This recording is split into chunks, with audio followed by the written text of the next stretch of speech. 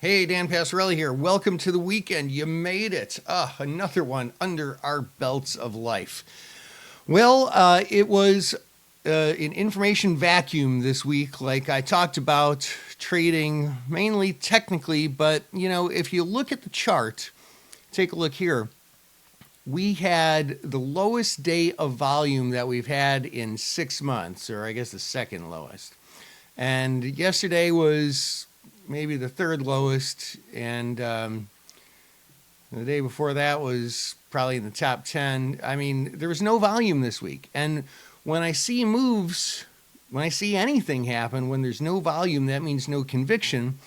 And so usually from a technical standpoint, right now I would be saying we're above the 50-day moving average. We're just decidedly above it. This is the third up week in a row. I feel like the charts they tell a little bit of a shakier story. Not that I'm necessarily bearish. I think we could definitely continue on through this move. But with that just lack of conviction, which is probably a result of lack of news, there's not quite as much to go on. Now, that said, next week, we've got some important news coming out. We've got PPI and CPI, and that stuff is going to matter. Now, it's not the Fed's number one most important inflation gauge or gauges, but it's up there, and it matters, and everybody's going to be watching it for signs.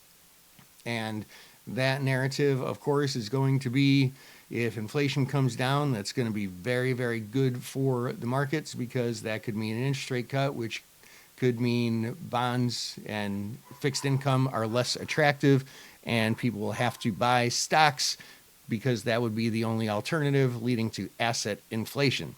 So if PPI comes out a little bit hotter, well, then I don't know, maybe not. Maybe we could see a pullback back below the 50-day moving average to fill some of those gaps that we had earlier in the week. And also, let's see, I think this was Friday, right?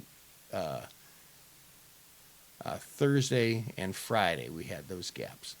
So we will be on pins and needles watching the market this coming week, and that's pretty exciting. But until then, have yourself a great weekend and relax a little. See you next week.